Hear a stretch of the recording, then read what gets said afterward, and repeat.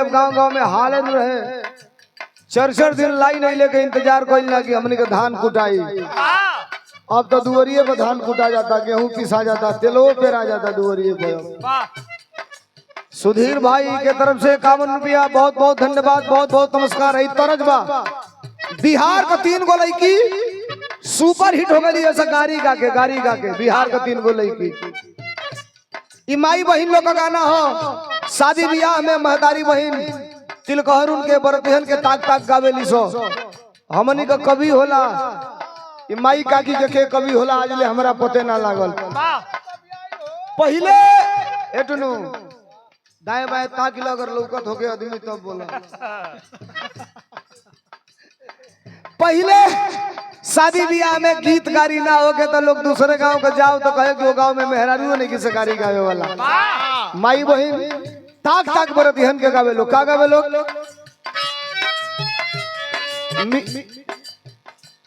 मिलावा तनी गणना, मिलावा तनी गणना ए पाड़े पापा, मिलावा तनी गणना ए पाड़े पापा।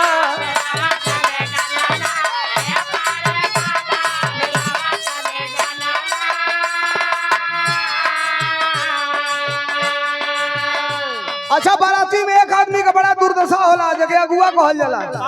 मेरा रुकारी गावत रहे सगर अगुआ लोग गइल त एक लाइन लहा दिया सौ नहीं पर। अरे अगुआ का दीदी हई घर घुमनी, हई घर घुमनी, अगुआ का दीदी।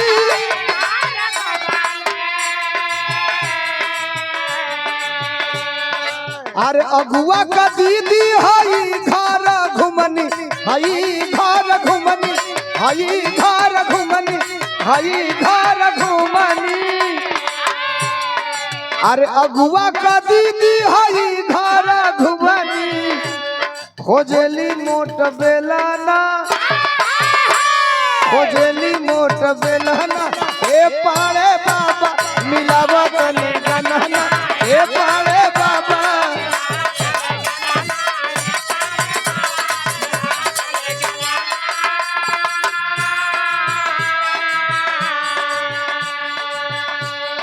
बड़ा तेज एगो गाड़ी चलल हुए हेमा पाने का।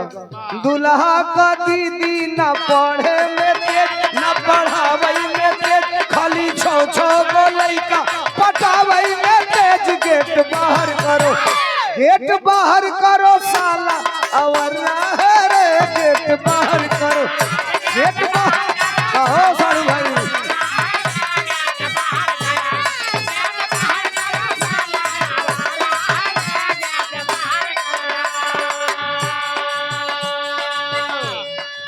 रिक्शा लेकर के जहाँ आनंद वाला समय आवे तो हंस के फिर कहानी पर आ जा लो, बात बढ़ी तो बिरहा बढ़ जाई। रिक्शा पर बैठ के रमा शंकर जो ही अपने घर आने को है, बेटा पैर छू के आशीर्वाद ले लिया। बोला बाबू तू अब हमके घर जाएगा। जो ही बढ़ला तो फोन का घंटी बाज गई। पहले बुढ़वा कमीज पहिरा सा, हाफ बाही का कुर्ता, तई भीतरा थैली रहे हमें देखले हो, बोलो हेमे हेमे पॉकेट रहे हमें। नोकिया का 1100 सेट धैले रहना। घंटिया बाजल तो फोनवा निकाल के देखला, फोनवा के कर रहे प्रेम के माई का यानी इनके मलिकाइन का। फोनवा रिसीव करके कहला हाँ बोला, तो हर से आवाज आई कि चल देनी, तो हाँ चले वाला बानी, तो तनी बाबू से बात करा दे। रमा शंकर कहला ए प्रेम तोर माई फोन के लिए फोनवा लेके ही नमस्ते कैलस। तो महतरिया गलस किए बेटा तू पढ़, गंवार आदमी है, अंगूठा टेक मेहरारू है, तोर महतारी है, तो के पैदा कैले बनी।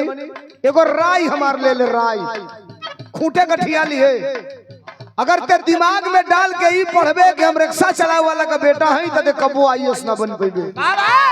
अगर दिमाग में ही डाल देबे कि हम के IAS बने के बाद तो के दुनिया का कोनो ताकत IAS बनने से रोकी ना। जो बेटा जोन जरूरत पड़ी मंगी है, तनी 2-4 दिन पहले बता दिया है बेटा, हमन का गरीब आदमी है जा, बड़ व्यवस्था करके तो हर जरूरत पूरा कर ले। माई अपने बेटा के समझावत दिया, कैसे कहल? पढ़ो मोरे बच्चावा, पढ़ा हो मोरे बचवा तू हमके पढ़ाई पढ़ा हो मोरे।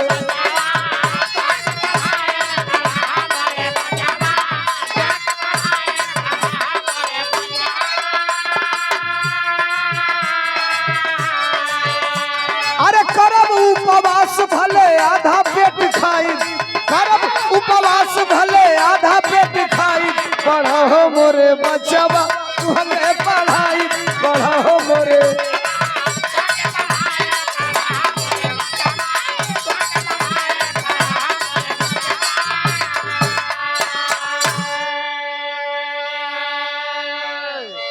माँ कही बेटा अपना ख्याल रखना, पढ़ो जो तुम्हें कमी होगी हमसे बताते रहना। समय बीतल है हमार भैया 8 महीना 9 महीना। ए मत बुला लो मर्दवा।